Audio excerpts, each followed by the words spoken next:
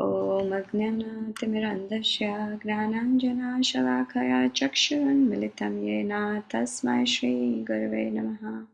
Shri Chaitanya Manobhishtam Stapitam Yena Bhutale Swayam Rupa Kadamayam Dadati Swapadantikam Vandeham Shri Guru Shri Yuta Padakamalam Shri Gurun Vaishnavamscha Shri Rupam Sagrajatam Sahagana Raghunathanvitam Tam Sajivam Sadvaitam Savadutam Parijana Sahitam Shri Krishna Chaitanya Devam Shri Radha Krishna Padan Sahagana Lalita Shri Vishakhanvitamscha He Krishna Karuna Sindhu Dinabandho Jagatpate Gopesha Gopika Kanta Radha Kanta Namostute Tapta Kanchana Gaurangi Radhe Vrindavaneshwari Vrishabhanu Sate Devi Pranamami Hari Priye Vancha Kalpatarubhyascha Kripa Sindhu Bhaevacha Patitanam Pavanebhyo Vaishnavebhyo Namo Namaha Namo Vishnupadaya Krishna Prasthaya Bhutale Srimate Bhaktivedanta Swamin Niti Namine Namaste Saraswate Deve Gauravani Pracharine Nirvishesha Shunyavadi Pashyatya Deshatarine Jai Shri Krishna Chaitanya Prabhu Nityananda Shri Advaita Gadadhara Shivasadi Gaur Bhaktavinda Hare Krishna Krishna Krishna Hare Hare Hare Rama Rama Rama Hare Hare. Srimad Bhagavatam prayers. Narayanam namaskritya naram chaiva narottamam devim saraswatim vyasam tato jayam mudirayet. Shranvatam swakatha Krishna punyashravana kirtana hridayantastoya bhadrani vidunoti shuhatsatam nashtaprayeshu abhadreshu nityam bhagavata sevaya bhagavate uttama shloke bhaktir bhakti naishtaki. Om Namo Bhagavate Vasudevaya. Om Namo Bhagavate Vasudevaya. Om Namo Bhagavate Vasudevaya.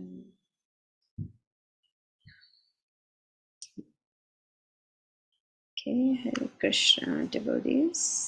So we're reading from Srimad Bhagavatam, Canto 2, Chapter 7, Text 24. Oh, let me see if I can share my screen. Where's the share screen?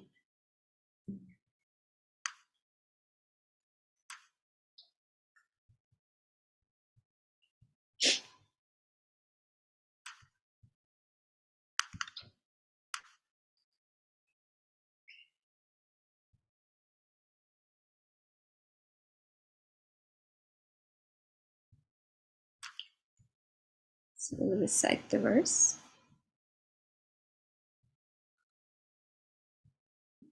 Yasma atad udadhir udha bhayangavepo margam sapadi aripuram haravatti dakshaho dureshu hanmat hita rosha sushona drishtya tatapyamana makaro raga nakrachakraha. Synonym, word to word meaning. Yasmai, unto whom, Adad, gave, Udadihi, the great Indian Ocean, Udha, Bhaya, affected by fear, Angavepaha, bodily trembling, Margam, way, Sapadi, quickly, Ari, Puram, the city of the enemy, Haravat, like that of Hara, Mahadeva, Didhokshoho, desiring to burn to ashes, Dure, at a long distance, Surat, intimate friend, Mat, Hita, being aggrieved by, Rosha, in anger, Sushona, red hot, Drishtya, by such a glance, Tatapyamana, burning in heat, Makara, sharks, Uraga, snakes, Nakra, crocodiles. Chakraha, circle. Translation and purport by His Divine Grace A.C. Bhaktivedanta Swami Srila Prabhupada Ki Jai. The personality of Godhead Ramachandra, being aggrieved for his distant intimate friend Sita, glanced over the city of the enemy Ravana with red-hot eyes like that of Hara, who wanted to burn the kingdom of heaven. The great ocean, trembling in fear, gave him his way because its family members, the aquatics like the sharks, snakes, and crocodiles, were being burnt by the heat of the angry red-hot eyes of the Lord. Purport: the personality of Godhead has every sentiment of a sentient being, like all other living beings, because he is the chief and original living entity, the supreme source of all other living beings. He is the Nitya, or the chief eternal amongst all other eternals. He is the chief one, and all others are the dependent many. The many eternals are supported by the one eternal, and thus both the eternals are qualitatively one. Due to such oneness, both the eternals constitutionally have a complete range of sentiments. But the difference is that the sentiments of the chief eternal are different in quantity from the sentiments of the dependent eternals. When Ramachandra was angry and showed his red-hot eyes, the whole ocean became heated with that energy, so much so that the aquatics within the great ocean felt the heat, and the personified ocean trembled in fear and offered the Lord an easy path for reaching the enemy's city. The impersonalists will see havoc in this red-hot sentiment of the Lord because they want to see negation in perfection. Because the Lord is absolute, the impersonalists imagine that in the absolute, the sentiment of anger, which resembles mundane sentiments, must be conspicuous by absence. Due to a poor fund of knowledge, they do not realize that the sentiment of the absolute person is transcendental to all mundane concepts of quality and quantity. Had Lord Ramachandra's sentiment been of mundane origin, how could it disturb the whole ocean and its inhabitants? Can any mundane, red-hot eye generate heat in the great ocean? These are factors to be distinguished in terms of the personal and impersonal conceptions of the absolute truth. As it is said in the beginning of the Srimad Bhagavatam, the absolute truth is the source of everything. So the absolute person cannot be devoid of the sentiments that are reflected in the temporary mundane world. Rather, the different sentiments found in the absolute, either in anger or in mercy, have the same qualitative influence, or in other words, there is no mundane difference of value because these sentiments are all on the absolute plane. Such sentiments are definitely not absent in the absolute, as the impersonalists think, making their mundane estimation of the transcendental world. And we will also recite the text 25.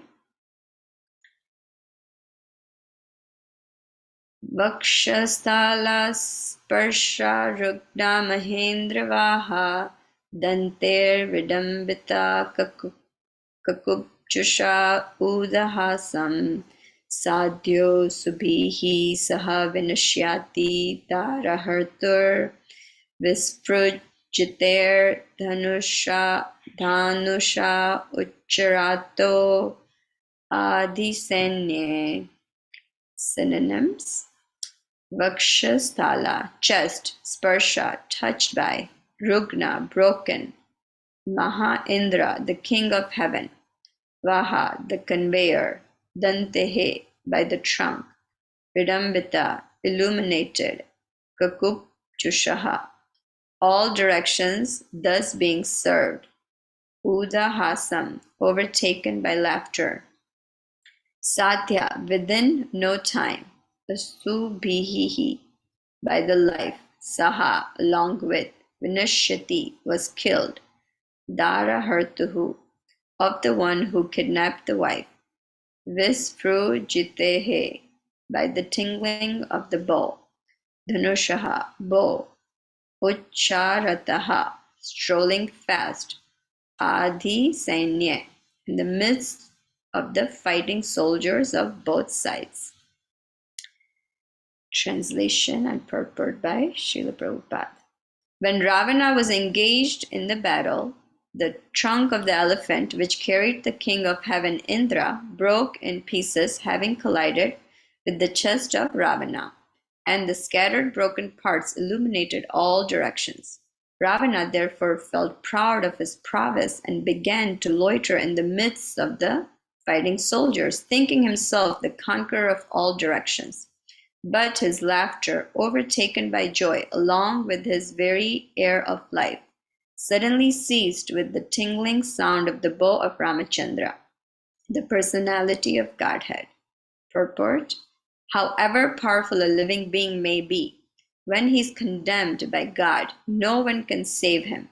And similarly, however weak one may be, if he is protected by the Lord, no one can annihilate him.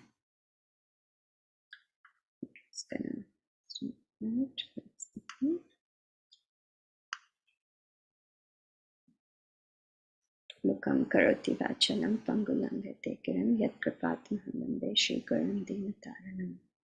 I offer my respectful obeisances unto my spiritual master, the deliverer of the fallen souls. His mercy turns the dumb into eloquent speakers and enables the lame to cross the mountains.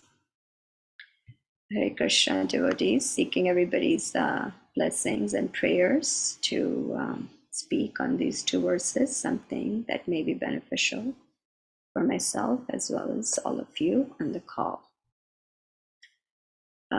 So this is a pastime. This whole chapter is Lord Brahma is describing the different scheduled incarnations of the Lord. And then this 3 verses are yesterday's, and today's 2 verses are talking about Lord Rama. As we know that Ramayana has 24,000 verses.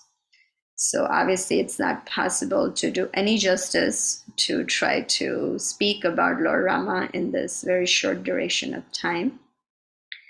But just the context of where this pastime is happening. Yesterday, Kalpataru Mataji covered that how Lord Rama was about to get coronated, and then Kaikeyi had asked for the 2 boons, that one to install Bharata as the king and banish Rama to the forest for 14 years. And as Lord Rama was living in the forest, Mother Sita was kidnapped by Ravana. And then while searching for her, Lord Rama performed many pastimes, such as befriending Sugriva, meeting Hanuman, meeting Sabri, killing Bali.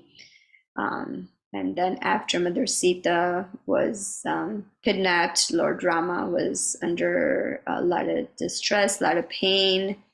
And then Hanuman eventually goes to Lanka, finds Mother Sita. He comes back, gives the news to Lord Rama and Lakshmana and all the Sugriva and the whole monkey army. So now the challenge was how to cross this vast ocean with all these monkey armies and fight with Ravana and bring Mother Sita back. So as Lord Rama was deciding to build the bridge, which he decided to seek help from the ocean god. So I have this book from Purna Pragna Dasa Prabhu, and I will just read this little narration of this specific pastime that he has described.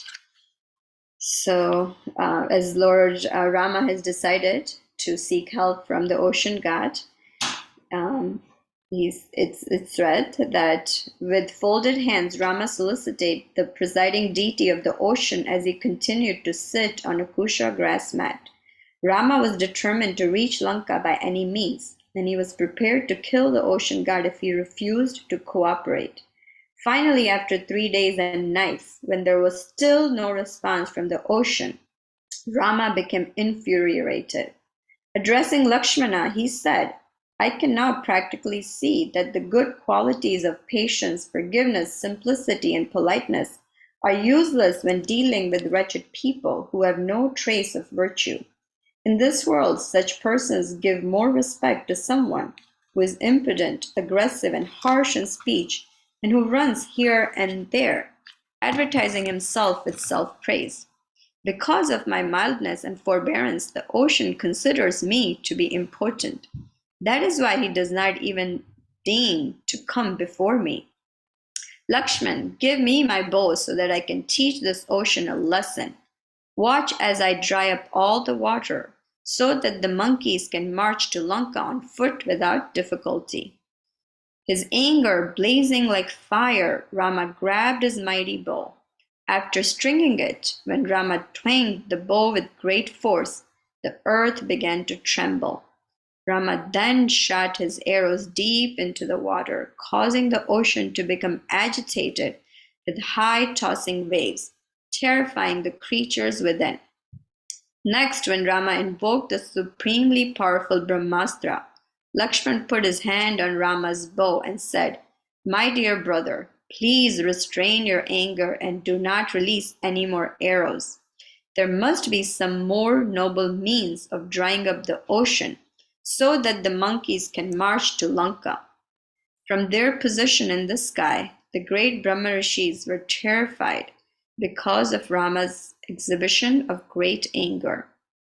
Ignoring Lakshmana's plea, Rama picked up the Brahmastra arrow and loudly threatened, I will dry up all your water so that you will remain a desert of sand.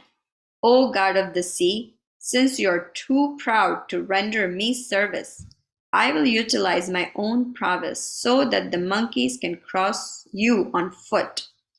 When Rama angrily drew back his bowstring, heaven and earth began to tremble as darkness enveloped the entire sky. Celestial winds raged with fury, uprooting tall trees and tearing off the peaks of mountains. Lightning streaked across the sky, as did hundreds of meteors, and thunder could be heard reverberating in all directions. The ocean overflowed, filling all beings with terror. But Rama remained unmoved, fixed in his determination. Suddenly, the ocean god rose up from the water and came before Rama, surrounded by many serpents with flaming mouths. As giant alligators, tortoises, and fish were being thrown up by the billowing waves, the presiding deity of the ocean stepped onto the shore. Following him were the presiding goddesses of numerous rivers, such as Ganga and Indus, decorated with gold ornaments and a garland of red flowers, dressed in red cloth, and encircled by clouds and wind. The ocean approached Rama with folded hands. The god of the ocean said, O gentle descendant of Raghu, earth, water, fire, air, and ether are eternally imbued with their natural characteristics. Being a great reservoir of water, I am by nature unfathomable and uncrossable. Rama, it is for you alone that I will make a concession that will enable you to cross my water. If you construct a bridge, I will make it float by supporting its weight with my energy. In this way, the hordes of monkeys can attack Lanka and you can recover your dear wife Sita. So we see that's how Lord Rama had become angry. But in the purport, Prabhupada is describing that this anger of the Lord is not of a mundane quality. It is transcendental. Also, another pastime where we hear about this anger is when Ashwatthama had killed 5 sons of Pandavas, Draupadi, and he had Arjuna had chased him and captured him, and when he captured him, Arjuna's and the first canto, it had described how Arjuna's eyes were red and hot, in angry mood, and also it describes about Krishna's was also in a very angry mood, but Krishna's eyes were described as lotus eyes. So even in that purport, Prabhupada is saying that both Arjuna and Krishna, they were both in angry mood, but Arjuna's eyes were like balls of red copper, where the eyes of the Lord were like lotuses. This means that the angry mood of Arjuna and that of the Lord are not on the same level. The Lord is transcendence, and thus he's absolute in any stage. His anger is not like the anger of a conditioned living being within the modes of qualitative material nature. Because he's absolute, both his anger and pleasure are the same. His anger is not exhibited in the three modes of material nature. It is only sign of his bent of mind towards the cause of his devotee, because that is his transcendental nature. Therefore, even if he's angry, the object of anger is blessed. He's unchanged in all circumstances. So, as we know and we heard that Krishna's body is transcendental. He can do any activity with any part of his body. He is not under the modes of material nature as we are. For example, he impregnates material nature with his glands or birth of Lord Brahma. He doesn't require help from Lakshmi Devi. He's born out of his navel on a lotus stem. So Krishna and Krishna and living entities are not on the same level, even though they may be expressing the same sentiments, as Prabhupada had mentioned in the purport. Also, Prabhupada brings out this verse that he quotes often, this Nityo Nityanam Chetanas Chetananam Eko Yo Bahunam Vidhati Kaman. That we are also person. God is also person, but he is the chief. What is the difference between God and ourselves? That he is the chief amongst all living entities. He's Nitya, so just singular, whereas Nityanam, and Bahunam, so there's so many living entities, but he's the chief, and he's the one who's maintaining, or who's the supplier of supplying to all the living entities. And in the second purport, and the 25th,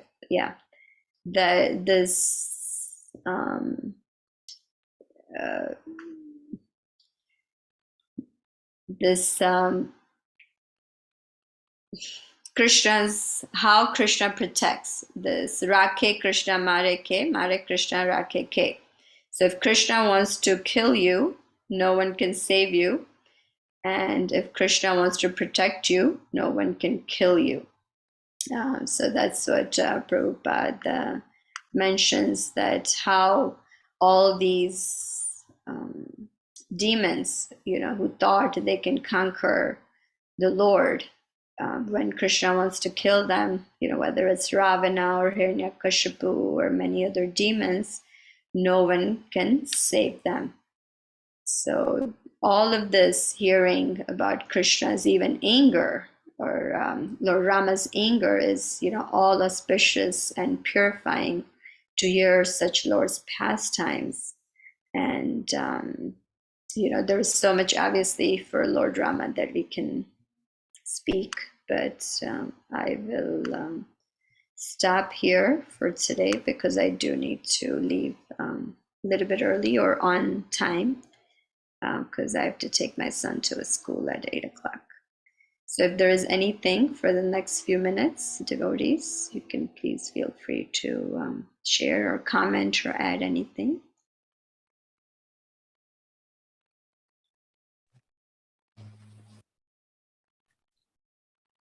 Please accept my humble obeisances. Govinda Mohini Mathaji. This is Siddhari Das, Global Prabhupada. All glories to Srila Prabhupada. So you are suggesting that anger is okay in the service. Something like that, Mataji? Yeah, I didn't bring out that point, Prabhu, but yes, we also hear that. I was just saying that Krishna's, we just as we have emotions, Lord also has emotions, sentiments, as Prabhupada mentioned the first purport, but it's not of the same, it's not the More. same. Yeah, it's because ours is under the modes, but Krishna's is Krishna and pure devotees are anger. They also get angry. That emotion is there, but it's beyond the three modes. It's transcendental. But that's a really nice point you brought. That anger is also, we hear that it's okay. It's an okay emotion to have as long as it's in service to Krishna, like how Hanuman out of anger burned the whole Lanka. So yeah, thank you, Prabhu, for bringing up that point.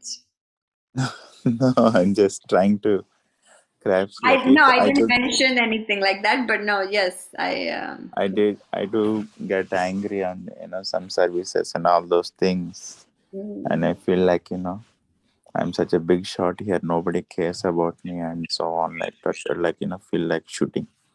oh my gosh. So, but the scriptures also say that um, the other part is you don't get angry for yourself, but you're angry for others, or you need to be in mood of service, and so on, so on. So I was Mm, trying to gather the lessons from this month. yeah,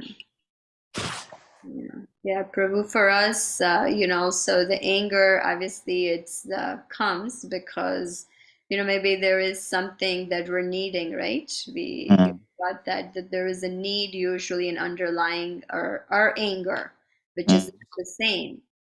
mm, So we need to, dig and see, what is it that, making us feel angry? Is it, am I hungry, or, do I need a rest, or, something along those lines?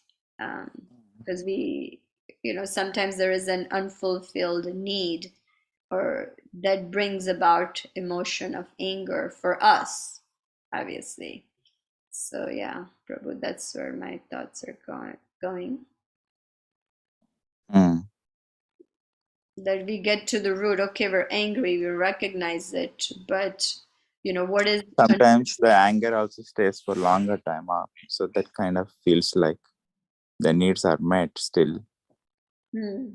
Maybe any case, we'll think about it. But yeah. yeah, thank you, Mataji. Thank you, Prabhu. Thank you so much. Okay, so we will end here for today, devotees. Thank you so much. Vancha kalpatarubhyascha kripa sindhu bhayevacha patitanam pavanebhyo vaishnavebhyo namo namaha. Ananta Koti Vaishnav Vrinda ki Jai, Srimad Bhagavatam ki Jai, Could you Srila Prabhupada ki Jai. could you please help sharing your highlight in less than a minute? We still have one more minute for 8 o'clock. My highlight, Prabhu, is here. Let me just, I gotta notes. So yeah, my highlights is that for me, it's, even when you hear about Lord's anger, it seems like, why is Lord getting angry? But Mm-hmm. any pastimes of Lord, whether it's in anger or happy or killing demons, they're all auspicious and purifying to hear. Mm-hmm. So, we keep hearing these pastimes for our own benefit and in the mood of service to the Lord. Awesome, Mataji. Thank you so much for extending and sharing. Yeah. Sure.